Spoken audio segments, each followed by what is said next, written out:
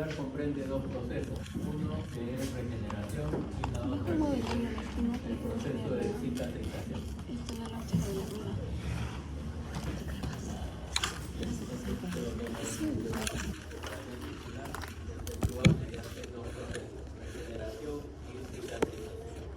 ¿Qué viene a ser regeneración?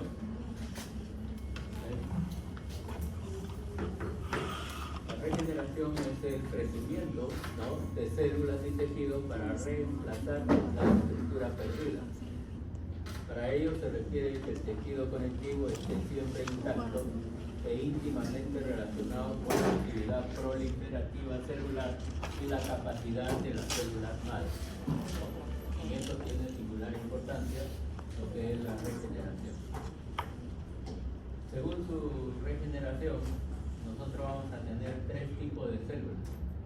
Las células lábiles, que tienen prácticamente incrementada su actividad mitótica, ¿no?, proliferan toda la vida y están renovándose constantemente.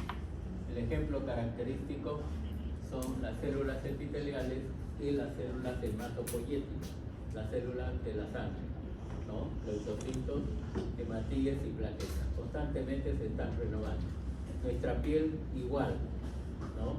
Recuerden que la queratina se va eliminando progresivamente, ¿no? Y cada vez que se eliminan, que son células muertas, van a ir renovándose los epitelios. Entonces esas son células lábiles, ¿okay?, que se van a renovar constantemente. Luego tenemos células estables o quiescentes, ¿okay? Son aquellas que tienen baja actividad mitótica, pero cuando hay un determinado estímulo incrementa su actividad regenerativa. Por ejemplo, los hepatocitos. Los hepatocitos, las células renales, las células pancreáticas, los fibroblastos, músculo liso, endotelio vascular y linfocitos se pueden regenerar cuando hay una activación de su mitosis. ¿Okay? Lo más característico en ellos son los hepatocitos, ¿no? A veces ustedes han observado hepatocitos que tienen dos núcleos en su estructura. Lo habitual es que tenga uno solo en la parte central, pero a veces presentan dos núcleos, ¿no? Y a eso, o eso indica específicamente que la célula está regenerando, ¿no? Se va a reproducir. ¿Okay? Entonces el hígado es uno de los ejemplos característicos en ese proceso. Ustedes han visto en sus textos probablemente de que cuando una persona dona parte de su hígado, lógico, si su hígado está normal, ¿no?, al poco tiempo ese hígado vuelve a su estado original, vuelve a aumentar de tamaño, ¿no?, por la capacidad de renovación de sus células.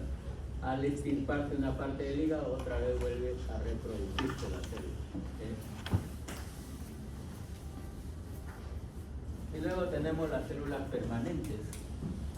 Las células permanentes, que se les denomina así porque no tienen actividad mitótica, no se reproducen.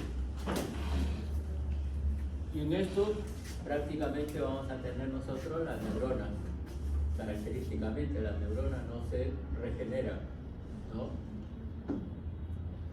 Los rhabdomiocitos maduros, es decir, el músculo estriado, ¿eh?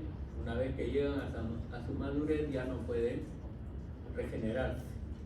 Pero ustedes habrán visto de que en la histología se menciona que hay una célula que procura la regeneración del músculo, ¿no?, que son células satélites que aparecen muy cerca a las células musculares. Pero cuando llegan a su madurez, difícilmente que se puedan regenerar, ¿no? Y también las células miocárdicas. Las células miocárdicas no se van a reproducir. Una vez que se lesionan, van a quedar lesionadas. Y el ejemplo característico es los infartos, ¿no? Cuando la célula miocárdica muere, ya difícilmente que se pueda regenerar. Entonces, en sus textos va a figurar este esquema. en el cual se señalan las células lábiles, ¿no? En el que prácticamente la actividad mitótica va a estar siempre presente. Por eso es que se renuevan de forma constante las células lábiles, ¿no? Uno podrá decir que son lábiles las que mueren, sí, pero son las que mueren más seguido, ¿no? O más continuamente se van renovando. Por eso se les denomina así, células lábiles. Luego, las células estables o quiescentes tienen poca actividad mitótica. Solo se van a activar sus mitosis cuando hay algo que incentive esa mitosis, ¿no? Y es la capacidad de regeneración que tienen sobre todo los hepatocitos. Y aquellas que no se reproducen, ¿no? Que son células estables, prácticamente tienen actividad mitótica cero. No hay reproducción de esas células. Lo característico de ellos son las células neuronales. Las neuronas no podemos recuperarlas una vez que se pierden. Acá tienen este ejemplo característico, lo que sucede con el hígado, ¿no? El hígado puede extirparse toda la parte inferior y con el tiempo se regenera, ¿no? Y eso se ha demostrado mediante estudios tomográficos, ¿no? Parte del hígado extirpado y después hacia el otro lado va a volver a presentarse, ¿no? Un segmento mayor del hígado, ¿no? Entonces el hígado puede regenerarse siempre y cuando tenga el estímulo adecuado para que eso se produzca.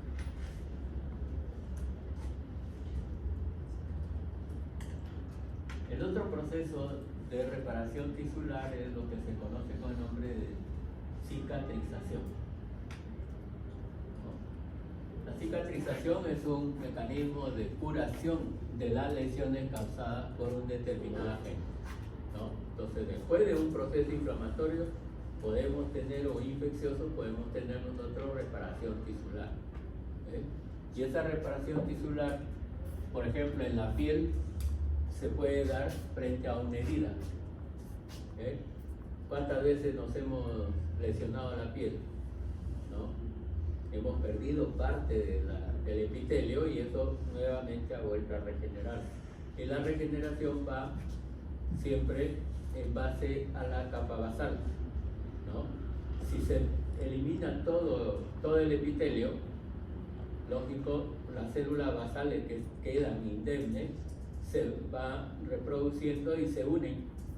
Y una vez que se unen van a ir reproduciendo las otras células de la capa más superior, ¿no? Entonces la capa regenerativa o el estrato basal es importante en ese proceso, ¿eh?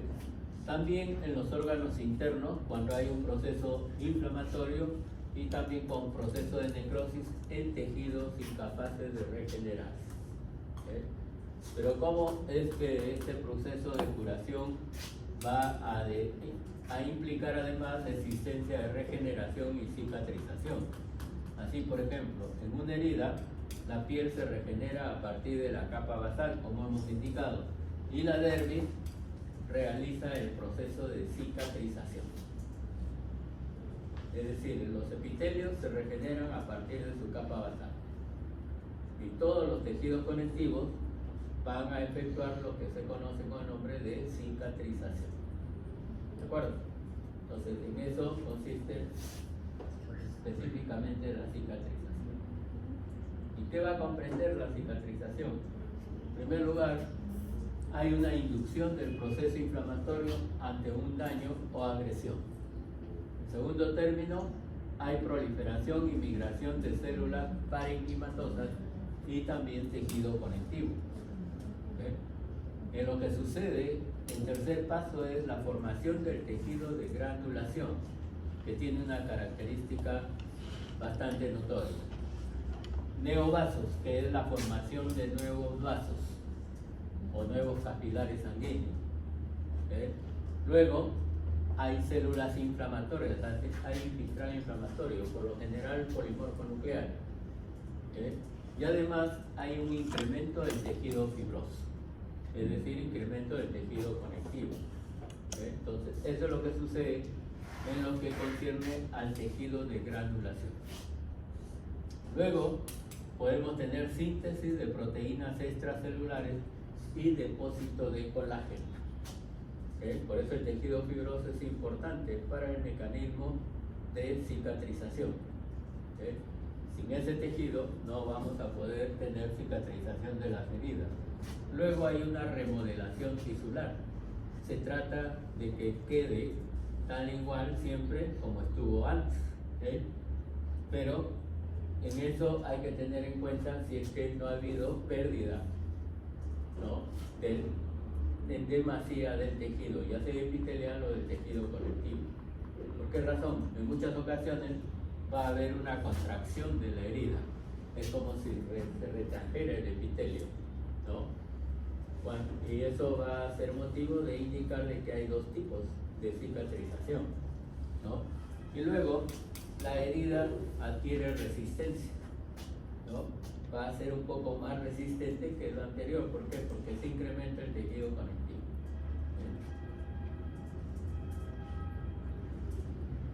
En base a eso que hemos mencionado, van a haber dos tipos de cicatrización, ¿no?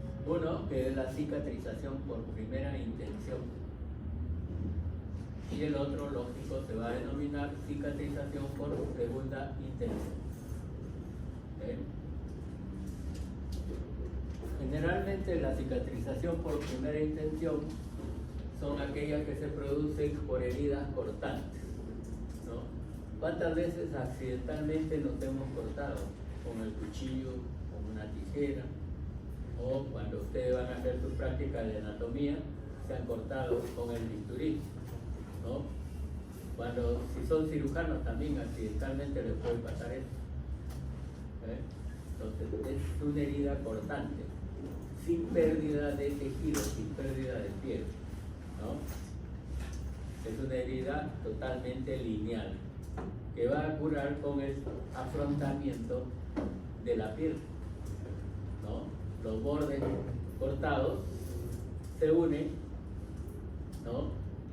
Si es muy extenso se aplica sutura, o si no, con la simple unión se le aplica su apósito y hay que esperar el proceso de cicatrización. Entonces, se afrontan bien los bordes de la herida en esta cicatrización por primera intención, ¿no?, con un apósito o punto de sutura, como estábamos mencionando, y en el primer día se producen todos los cambios inflamatorios, desde lo que es el rubor, el calor local donde se ha afectado la herida, ¿no es cierto? Pero del tercero al séptimo día el epitelio se regenera a partir de la capa basal y el tejido conectivo presenta el proceso de formación de tejido de granulación para poder regenerarse. Entonces, a los 30 días ya no hay evidencia de lesión. En ese tipo de herida, que no hay pérdida de tejido, ¿no?, se indica de que el tejido vuelve a su normalidad y no queda huella. A veces no se nota de que ha habido ahí una herida, porque se ha regenerado en forma completa. ¿De acuerdo?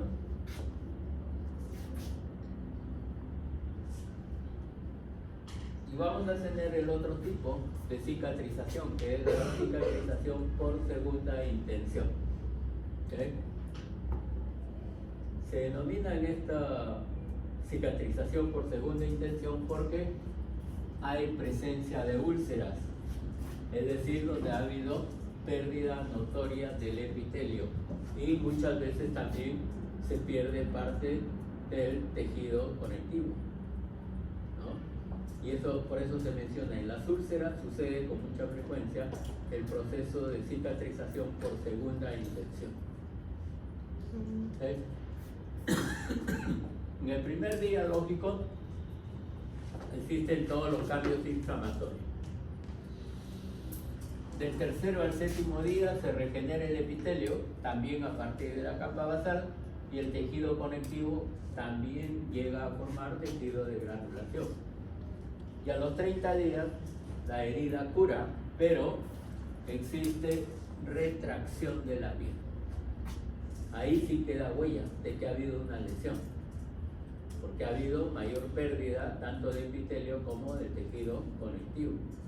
Entonces se va a notar que ha habido una lesión en esa. Por eso se dice que ahí sí queda huella.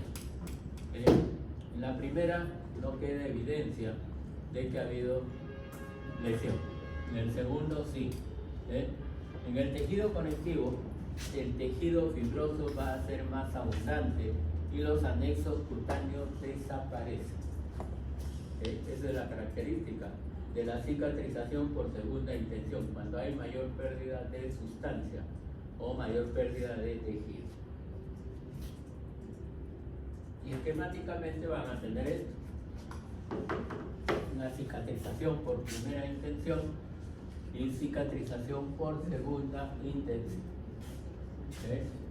En el primero es el corte, un corte limpio, como se dice, ¿no? En el cual no hay pérdida de tejido, no hay pérdida de sustancia. Entonces, ¿cómo va a sanar esto? Con un simple afrontamiento. Se juzga, se coloca el apósito, se colocan puntos y eso va a cicatrizar sin pérdida también de tejido. Entonces, ¿qué es lo que se va a producir? A nivel del epitelio se regenera a partir de la capa basal, ¿no? La capa basal se va a ir aumentando sus células, se unen y se forman las células más superficiales. Y en cambio en el tejido conectivo lo que se va a formar es un tejido de granulación. ¿Y en qué consiste el tejido de granulación? El tejido de granulación va a estar constituido por células, ¿no?, inflamatorias, que pueden ser leucocitos polimorfonucleares. También existen nuevos vasos o neovascularización, que es importante. Y además el incremento del tejido fibroso o conectivo. Con eso se llega a reparar la herida en el tejido conectivo y no hay evidencia de lesión en la superficie. Entonces, esa es la cicatrización por primera intención. Por eso se indica de que no queda huella. En cambio, en el segundo tipo, cicatrización por segunda intención, vamos a tener que hay pérdida notoria del epitelio y pérdida también muchas veces del tejido conectivo, que es lo característico, lo que sucede en las úlceras, ¿no?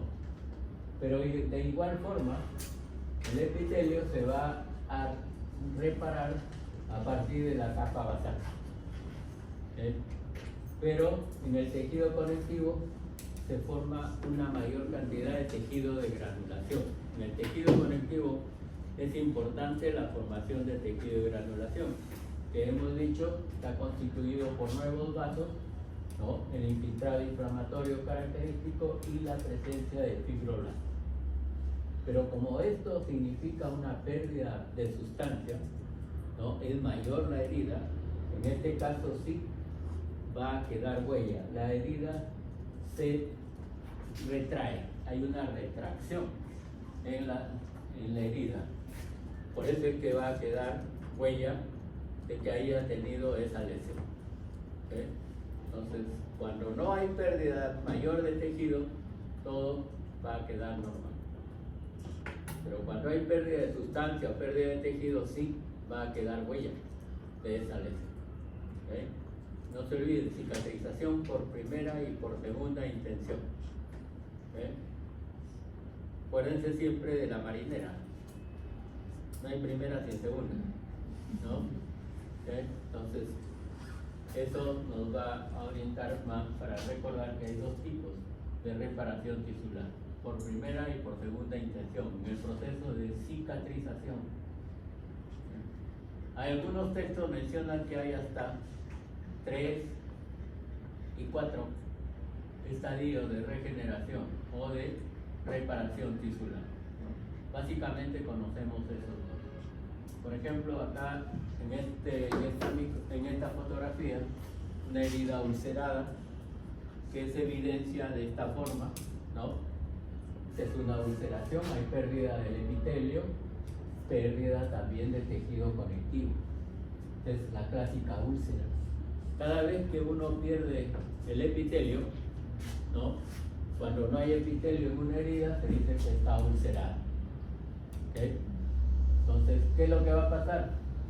El epitelio se va a renovar a partir de la capa basal y el tejido conectivo forma nuevos vasos, nuevos capilares, se incrementa el tejido inflamatorio o las células inflamatorias y también se incrementa el tejido fibroso.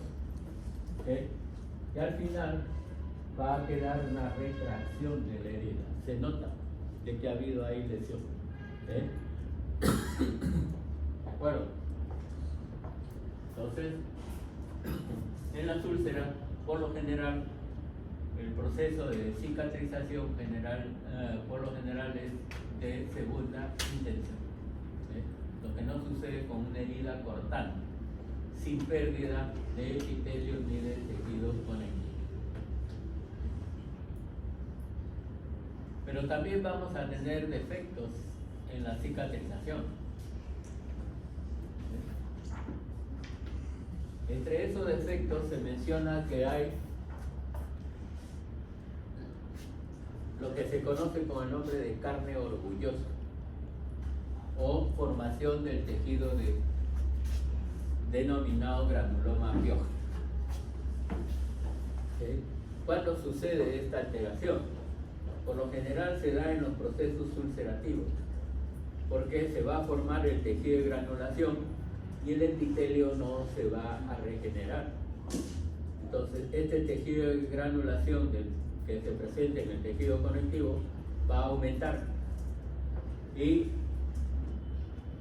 se va a manifestar sobre la zona donde debería estar el epitelio regenerado. El epitelio no se logra regenerar, ¿no? Entonces, el tejido conectivo prolifera. Y ustedes van a encontrar una herida que no tiene epitelio, más bien tiene una coloración rojiza intensa. Ante esa coloración rojiza, a eso se le llama carne orgullosa. ¿Okay? No hay epitelio, pero sí una lesión exofítica protruida de color rojizo intenso que corresponde al tejido de granulación. ¿Okay? Bien, entonces, ¿cómo se va a curar eso después?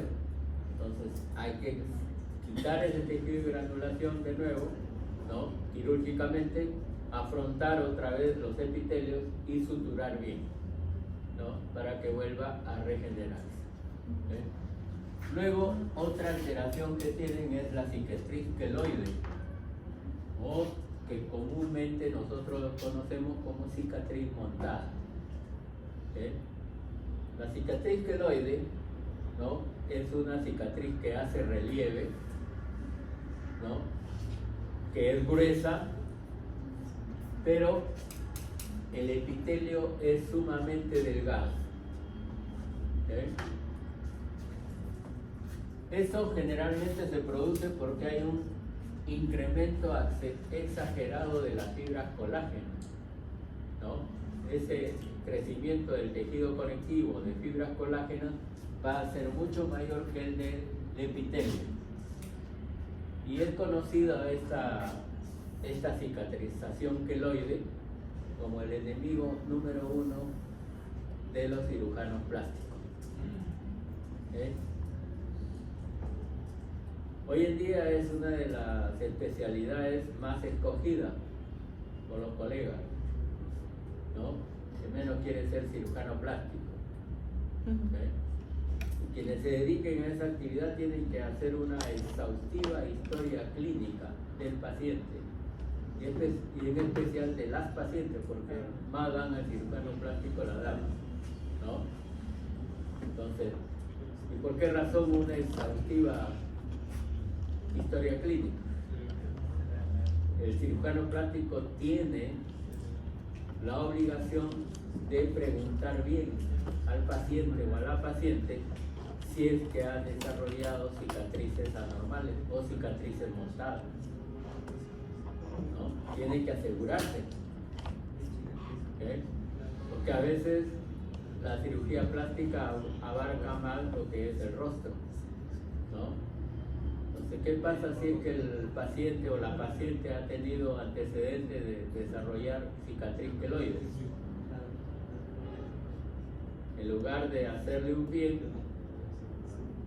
la va a desfigurar al paciente o a la paciente. Entonces el paciente lo puede enjuiciar al cirujano plástico porque no ha sabido averiguar bien si tiene antecedentes de realizar ese tipo de cicatrización. Y le va a ganar el juicio. Así como cobra en cirugía plástica, más le va a cobrar a la paciente por la desfiguración del rostro o de su piel. Entonces hay que tener siempre ese cuidado.